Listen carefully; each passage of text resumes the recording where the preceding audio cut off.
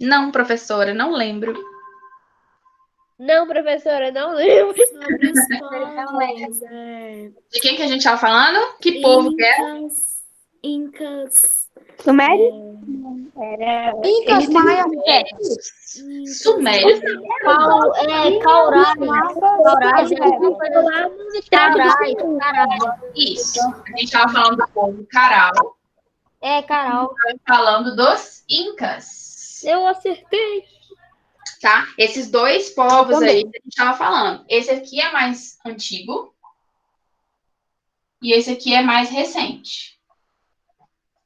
Tá? Então, a gente falou desses dois povos. O que a gente estava falando sobre eles, na verdade? A gente falou um pouquinho sobre a cultura desses povos, a gente falou um pouquinho sobre o estilo de vida deles, onde que eles vivem, né? Eles viviam na montanha, era uma região de frio, eles não tinham desenvolvido uma capacidade de escrita, mas eles já tinham o quipo, né? Eles tinham uma espécie de linguagem que existe até hoje, que é o Quechua. Então, a gente estava falando das características de plantio, que eles faziam uma escadinha. Vocês lembram que a gente comentou isso? Que eles furavam a montanha para poder sobreviver e plantar e conseguir fazer canais de irrigação.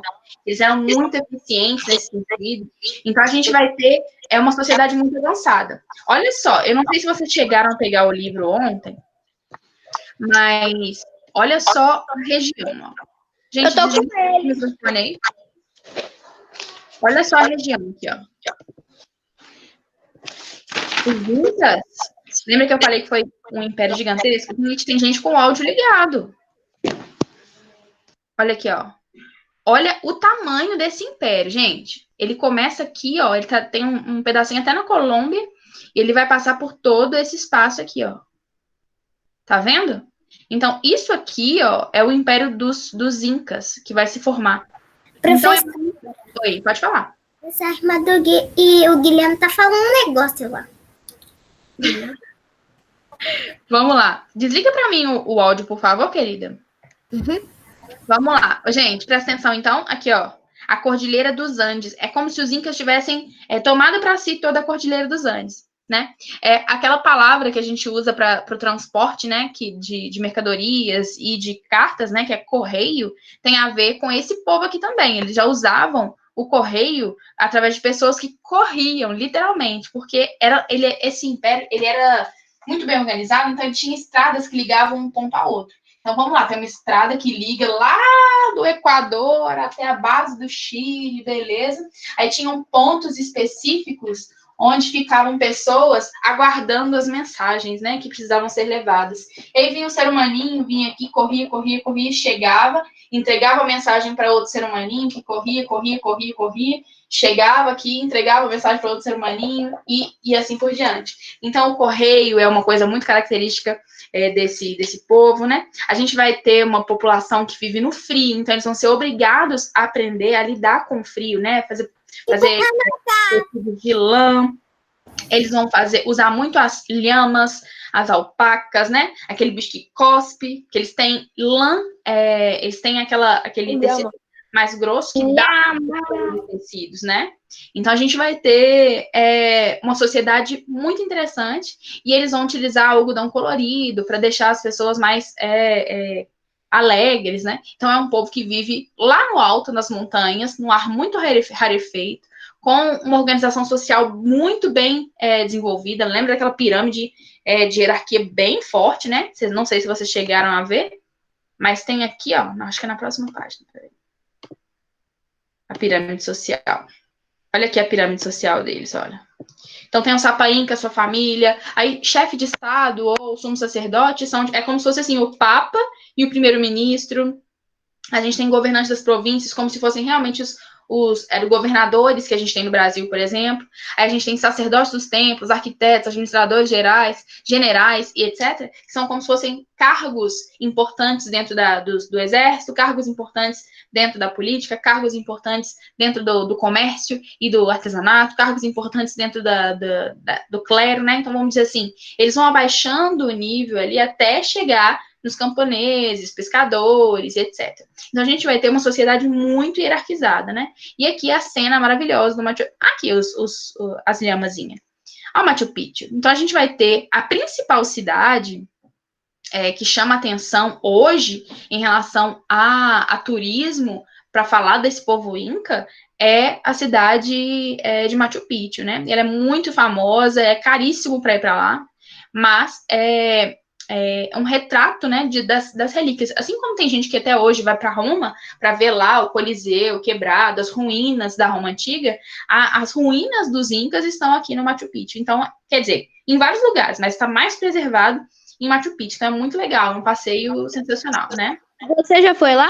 Não, meu sonho. Se vocês quiserem me ajudar com a passagem, podemos fazer uma vaquinha. Acho digno.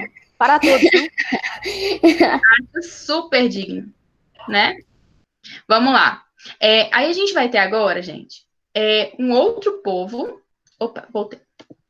Um outro povo que vive nessa região, que é da América do Sul, Central e Norte, né? Que é no continente americano. Só que ela vai ficar mais ali na América Central, que são os Olmecas. Alguém já ouviu falar nesse termo? Olmecas? Nunca.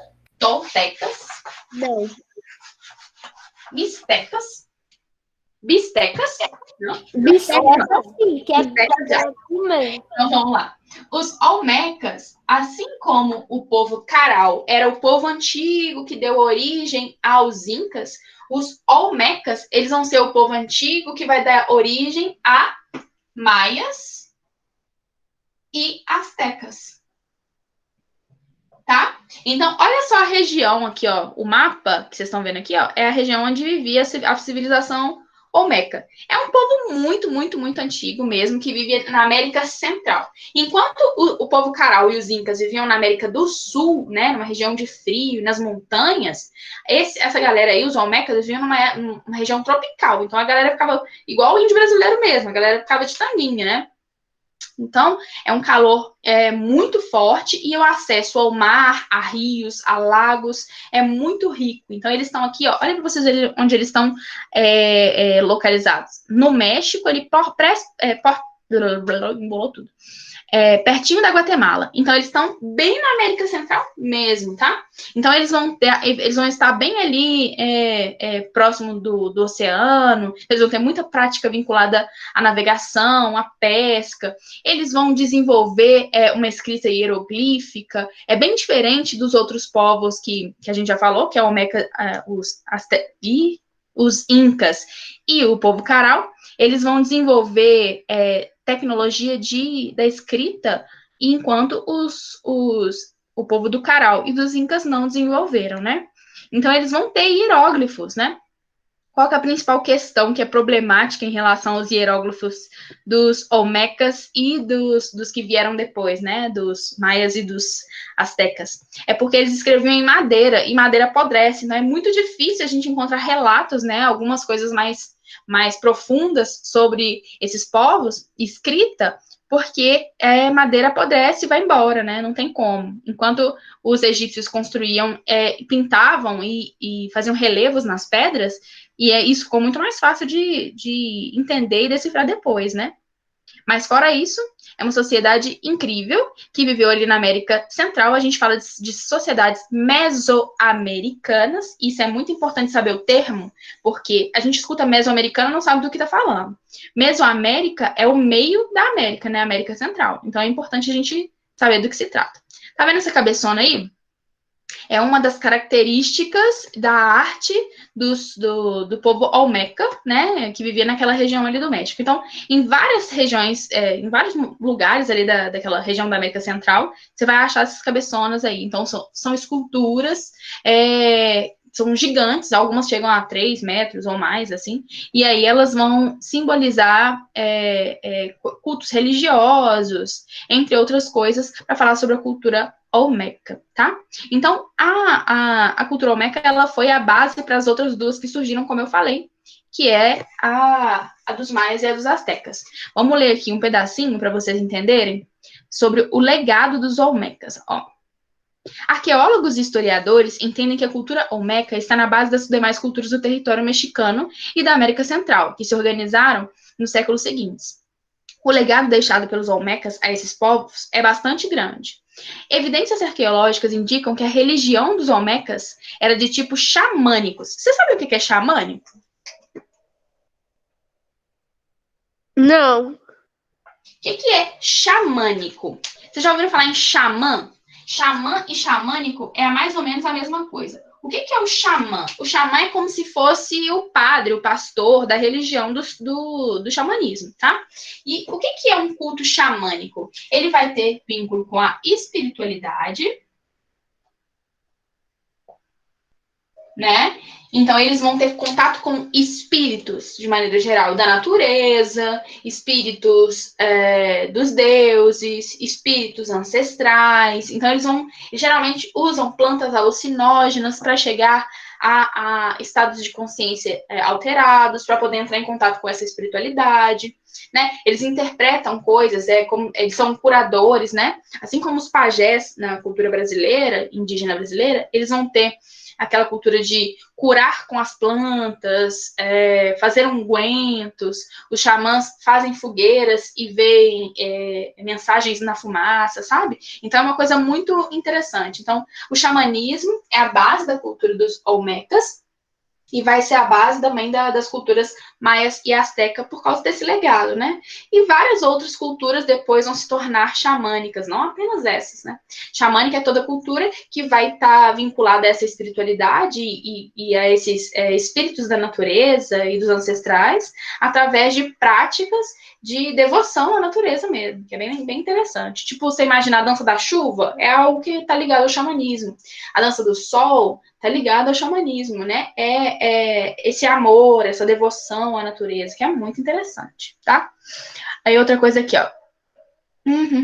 É um feiticeiro que entra em transe, comunica com o mundo sobrenatural e tal. Além disso, tem o culto ao jaguar. Tem até um filme bem violento que eu não recomendo que vocês assistam, que se chama Jaguar Paul, tá? Esse filme, ele vai mostrar exatamente essa questão aqui, essa crença na força do jaguar. Então, esse povo acreditava que o jaguar tinha uma característica divina, né? E aí eles cultuam o jaguar. Igual hoje a gente vê na Índia, por exemplo, a galera cultuando vaca, cultuando rato, cultuando macaco, como se fossem divindades, a gente vai ter, entre os olmecas, o culto ao jaguar. Isso vai passar para os outros povos que vão vir depois, tá? Tem até uma forma de religiosidade que existe hoje, que fala das mulheres jaguar, dos homens jaguar, fala da força esses animais que existem internamente dentro de cada ser humano, né? É muito legal.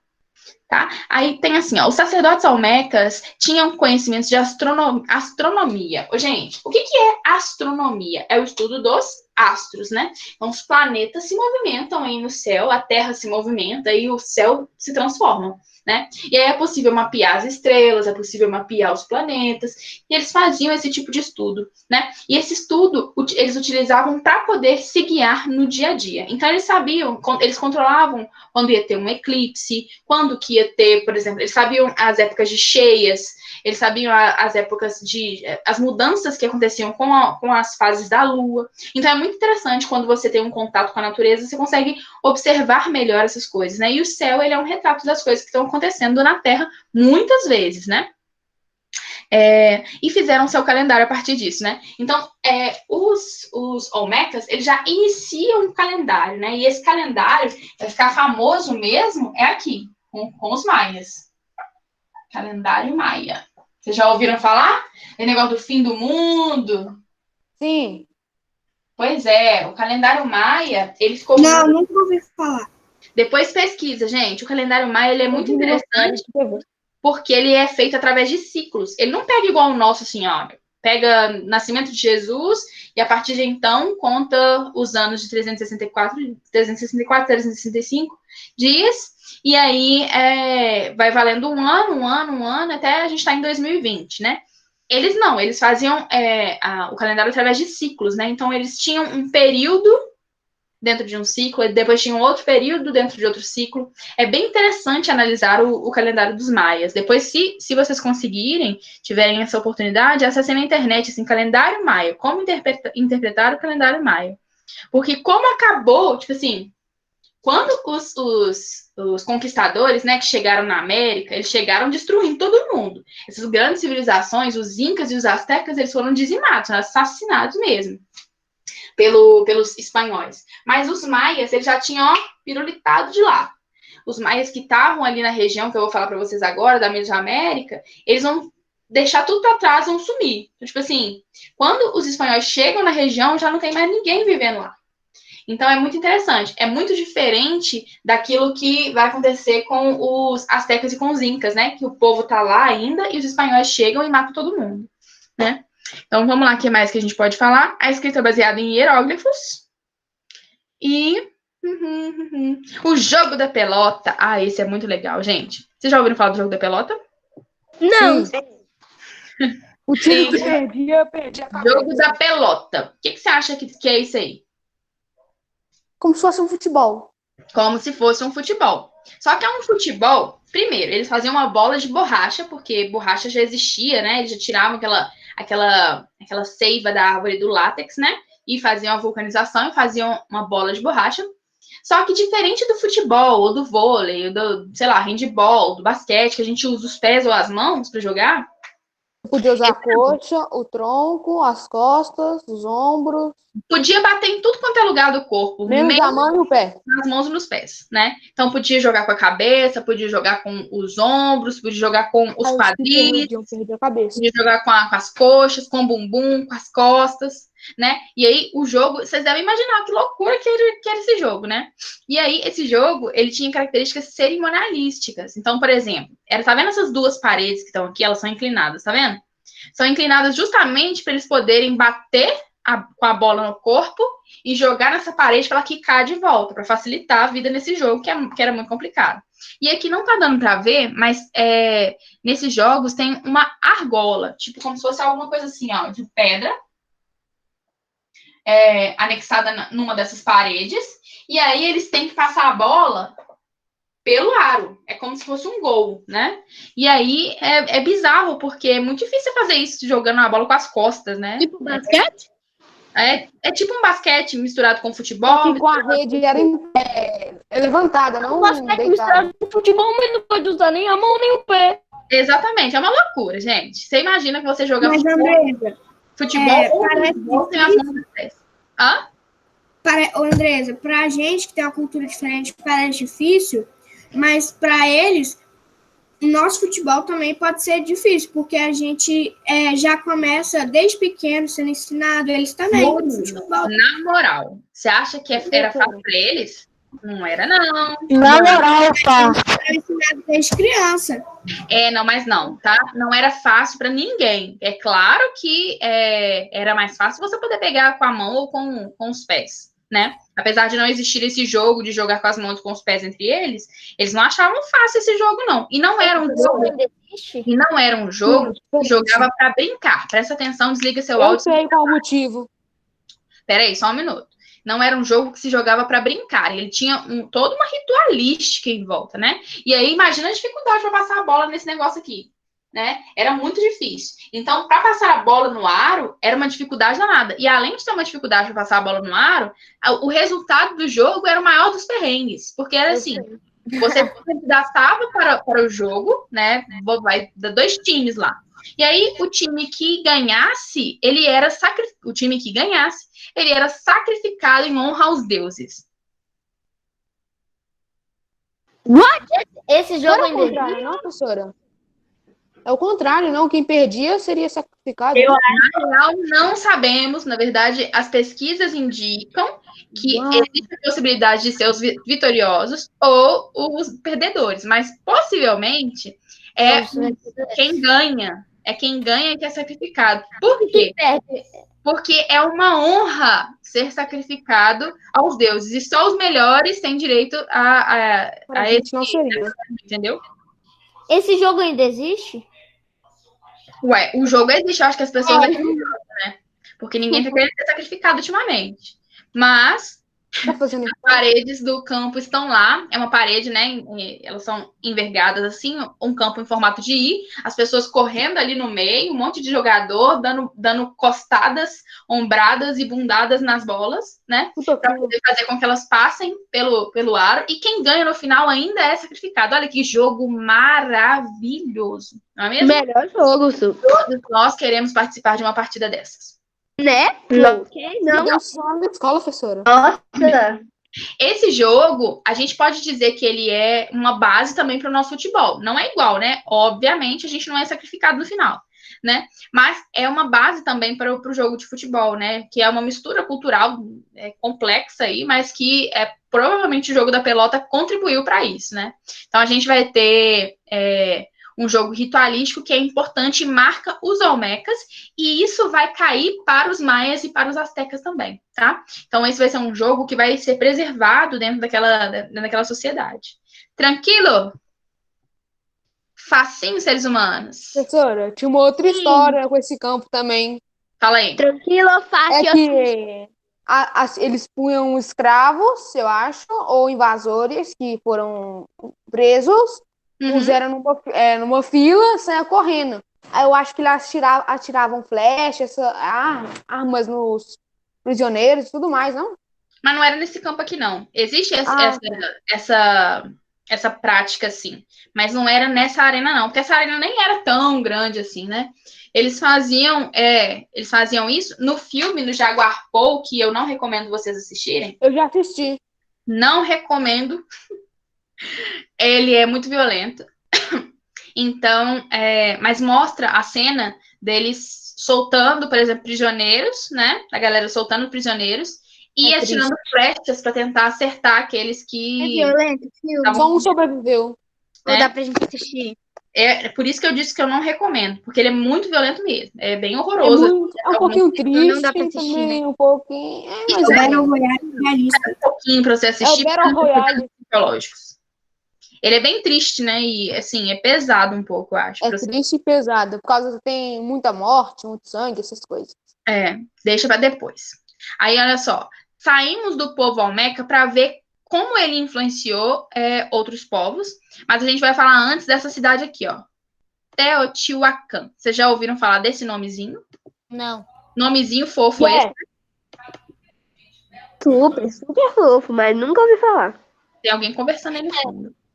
Gente, vamos lá. Então, o que é Teotihuacan? É o nome de uma cidade. Apenas isso. Não entrem em pânico, tá? Não precisa saber escrever esse nome, precisa decorar muita coisa sobre ela. O que você tem que saber sobre isso, né? Que dentre as cidades pré-colombianas, quando eu falo pré-colombianas, é o que existia antes de Cristóvão Colombo chegar na América. Tá? Ou seja, antes de 1492. O que existia aqui era a América pré-colombiana. Então, dentre as sociedades que existiam aqui, essa cidade era a mais famosa, a mais moderna, a mais desenvolvida e a mais interessante, né? Por mais que a gente veja... pirâmides que nem o Egito.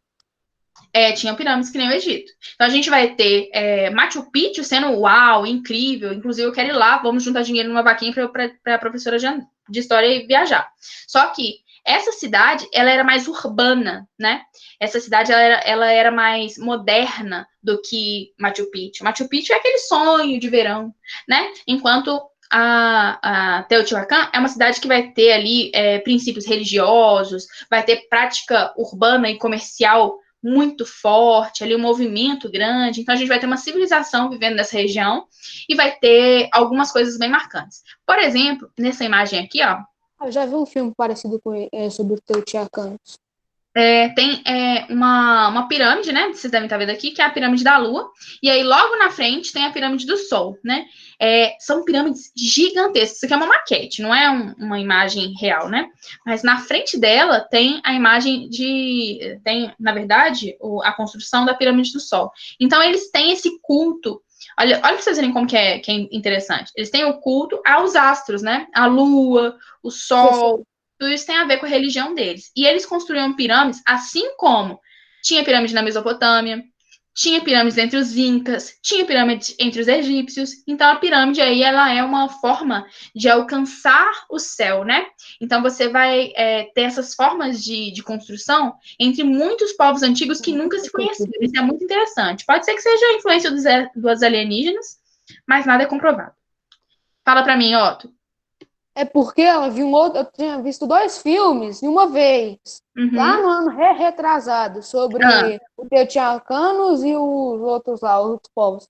Aí eles levavam escravos lá para cima, e aí eles pegavam um machado, e é um pouquinho violento o filme. Eles arrancavam a cabeça e jogavam o corpo para rolar a escada, tem lá embaixo.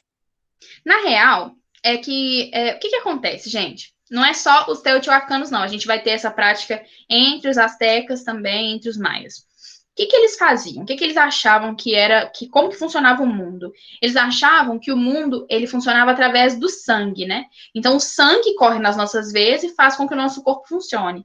Então, quando eles precisavam fazer oferendas, eles faziam oferendas de sangue.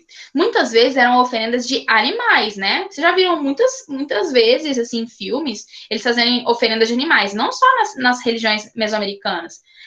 Tem oferenda nas religiões dos pagãos lá da Europa também, e em larga escala, né? Entre os africanos, né? Então, a gente vai ter vários tipos de processos diferentes em relação a esses sacrifícios em oferenda aos deuses, né?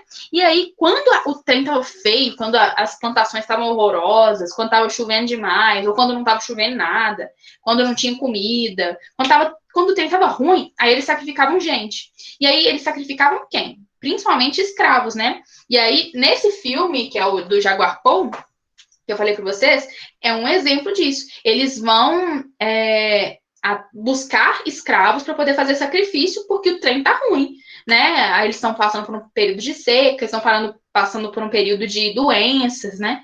E eles querem resolver esse problema como? Agradando os deuses. E eles acham que matando as pessoas, né? Tendo mais sangue, oferecendo mais sangue, para que o mundo funcione, o mundo gire, precisa de sangue. Então, eles vão fazendo esses assassinatos lá em cima dessas pirâmides, né? E aí eles fazem esses rituais, e geralmente eles não pegam e cortam a cabeça, não. Eles geralmente tiram o coração, ainda pulsante, para poder oferecer aos deuses aquele sangue, aquele corpo e aquela alma, né? Então é mais ou menos assim. É bem violento e tal, mas é uma prática cultural daquele povo naquela época. Era muito comum que fossem animais, mas em situações bem treta, eles iam atrás de gente de outras tribos, capturavam e colocavam para fazer sacrifícios, certo? Tranquilo? Tranquilo. Professora, Pode falar. imagina, os caras estão precisando de sacrifício, tá à noite, pega a pessoa puxando da tenda e leva lá para fazer sacrifício? Pois é, aconteceu muito isso, né? Na verdade, Nossa. não tanto entre os povos mesmo que viviam lá em Teotihuacan ou na cidade sede, né? Mas eles chegavam nas outras tribos e pegavam as pessoas. Como dá pra ver no filme de Jaguar Paul, né? E aí, olha só. Então, a gente vai ter as pirâmides. Aqui é a imagem da pirâmide de verdade, olha. Essa aqui, ó, é a pirâmide. Eu não sei se essa é do Sol ou da Lua, mas é uma das duas, né? E em volta a gente vai ter a infraestrutura para fazer as coisas. Então, vai ter as infraestruturas de moradia, as casas dos principais governantes. Então, esse monte de outras construções que tem ao redor são construções burocráticas do comércio, de artesãos, etc., né? Que era como se fosse um centro da cidade. Essa região de Teotihuacan, ela era muito movimentada, bem comercial mesmo. Beleza? Deixa eu ver se tem mais alguma coisa. Por que as pirâmides pequenas? Para que serve? Porque tem a maior, duas maiores. As maiores, elas são utilizadas para coisas religiosas, as maiores. As outras não são tão vinculadas a coisas religiosas, não. É só para seguir o formato e a estética mesmo. Aí vai ter o quê? Vai ter o lugar para armazenar grãos, vai ter o lugar onde vai ser feito artesanato de armas, vai ter o lugar onde vai ser feito, vai ser o prédio da administração, aí ali ficam os governantes, sabe? Então, cada um vai ter a sua função. Eles só continuam no mesmo estilo de construção para não destoar. É a arquitetura mesmo do lugar que é nesse formato. Beleza? São obras grandiosas e a população é imensa também. E como elas são feitas de pedra, elas duram muitos anos, por isso que elas estão aqui, olha, inteirinhas. Olha aqui, preservadas até hoje. E esse povo tinha tecnologia demais. Vai você construir uma pirâmide dessa? Duvido que consiga. Vamos lá. Aí a gente chega nos maias. Olha que maravilha. Então, a gente vai ter o povo maia, que vai seguir o mesmo exemplo dos olmecas, tá? E aí, uma característica que eu vou falar para vocês que traz a diferença do povo maia em relação aos incas e astecas é a organização política e social. Então, vamos lá. Só para vocês terem noção de como funciona. incas, maias e astecas. Hoje não vai dar tempo da gente preencher tudo, não, mas a gente vai preenchendo com o tempo, tá? Então, a política dos incas era imperial. Ou seja, eles têm um líder, que é o Sapa Inca. Era hierarquia. É muito hierarquizada. Muita hierarquia. Então, aqui a gente já tem a organização da política e da sociedade. É um império, tá? É um império. Agora, os maias não. Eles vão se organizar em cidades-estado. Tipo o Sumério. O que é cidade-estado? São várias cidadezinhas que vão ser independentes entre si, né? Então, cada uma vai fazer as práticas que desejar, cada uma vai ter mais ou menos a mesmo modelo de religião e cultura e fala, né? A língua vai ser mais ou menos a mesma, mas eles fazem o que bem quiserem, cada um na sua cidade-estado. Então, dá uma olhada aqui, ó. Tá vendo esse mapinha aqui dos maias? Então, aqui tá mostrando as principais cidades-estado, tá vendo? Então, tem Tikal, tem Palenque, não sei o quê. E aí, cada uma delas vai ser administrada por um líder diferente e cada líder vai organizar da sua maneira. Em um lugar tem mais facilidade de peixes, em outro lugar tem mais facilidade de minério, outro lugar tem mais facilidade de agricultura. Então, cada um ali vai se organizar à sua maneira para poder viver a sua vida. Então, é independente, cada cidade é independente. Então, o modelo político deles é de cidade-estado, certo? Então, são várias cidadezinhas que vão ser chamadas de os povos maia porque eles têm características comuns. Então, quais são essas características? A religiosidade e a língua, né? Que eram as principais coisas que unificavam esse povo.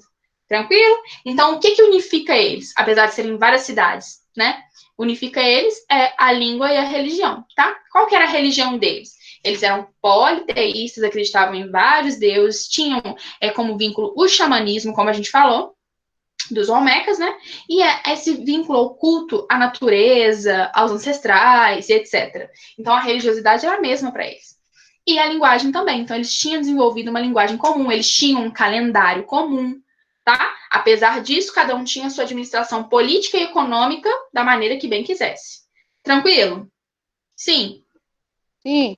Beleza. Essa sociedade que a gente chama de sociedade maia, ela era organizada em cidades-estado, então cada uma tinha a sua forma de organizar. Só que a gente vai ter uma característica que é comum. Quer ver? Vamos dar uma olhada aqui, ó. A sociedade maia se organizou de maneira hierárquica e estratificada. O topo dessa sociedade era ocupado pelo governante supremo, chamado não importa, líder civil, militar, religioso, que governava as cidades submetidas pelos maias. E por uma camada de aristocratas que desempenhavam as funções religiosas, administrativas e guerreiras. O restante da população era formado principalmente por camponeses, artesãos e comerciantes. É como se esse líder aqui, ó, esse Halak Yunik, fosse o representante, o diplomata, o cara que unificava todas essas cidades-estado, apesar delas terem cada uma a sua forma de organização, certo? Então, esse cara, esse Halak Yunik, ele vai unificar todo mundo através da língua, da religião e etc. Ele vai ser um diplomata que vai organizar essa sociedade, beleza? Mas assim como os incas, ela era hierárquica e estratificada. Esse povo tinha uma forma de escrita? Esse povo tinha uma forma de escrita. Só que a forma de escrita deles era a mesma lá dos Olmecas, né? Então, ficou poucos registros porque ela era feita muito mais em madeira. Eles não fizeram registros em pedra, tá? Oi? Eram hieroglifos. Mas não é igual dos egípcios, não, né, gente? O que é a tradução de hieróglifo ou hieroglifos, né? São símbolos que representam coisas. Então, por exemplo, você desenha um passarinho voando, você não está falando passarinho está voando, você está falando liberdade. E assim por diante. Então, eles vão desenvolver, não é um alfabeto igual a gente. Eles vão desenvolver hieróglifos, ou seja, símbolos que significam coisas. E eles usam para registrar as mais diversas coisas que acontecem por lá. Só que o principal ponto, a principal necessidade de registro é o comércio.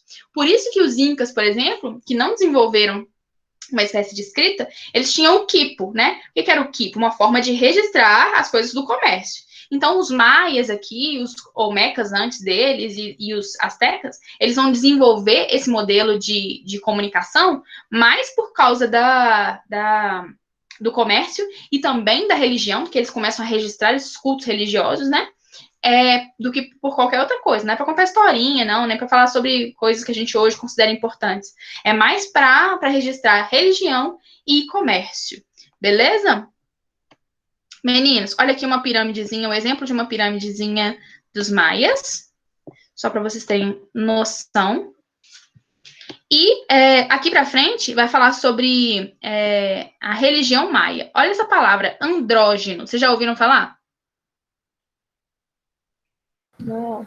Andrógeno é que, ao mesmo tempo, mulher e homem, feminino e masculino, né?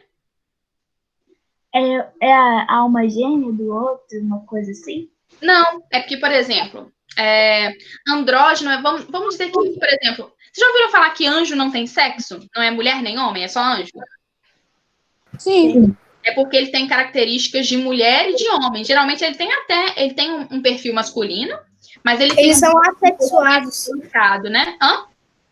São assexuados. Isso, mas qual que é a forma que eles usam para falar que esse assexuados? Não é que não tem sexo, é que é a mesma coisa dizer que ele tem características femininas e características masculinas. O andrógeno não é por causa do órgão sexual, não, tá, gente? Senão seria hermafrodita, por exemplo. Não é disso que nós estamos falando. O andrógeno, ele tem características físicas similares a mulheres e homens. Então, os deuses, eles eram diferentes. Olha só, não sei se aparece aqui. Não aparece. Os deuses que eles representavam nos desenhos deles eram muito assim, não demonstravam ser mulheres nem homens. Tem a página 22. Como tem na página 22? Parece que o Cutuano, alguma coisa. Tem uma atividade, né? Eu não sei. Peraí. Não dá pra ver direito. Não parece que é deuses. Mas olha só, os deuses deles, eles não... Tipo assim, você olha para as pinturas dos deuses, você não sabe se é homem ou se é mulher, tá? Então é isso que eu quero dizer. A religião dos maias era politeísta, como a gente falou. Acreditava em vários deuses. Eles tinham um culto xamânico. E os seus deuses, eles eram, ao mesmo tempo, homens e mulheres, tá? E podiam também ter partes de animais. Vocês vão ver aí que vai aparecer depois a serpente emplumada, que é Quetzalcoatl, que é tipo assim, como se fosse o maior deus, ou o centro das forças dos outros deuses, né? Entre os astecas. Nós vamos falar sobre eles. Como a nossa aula acabou, e a gente tem uma aula na sexta-feira, se eu não me engano, eu acho que é sexta mesmo. A gente vai finalizar esse capítulo lá na sexta-feira. A gente vai terminar... Professora, falta mais de 15 minutos ainda, falta 19 minutos.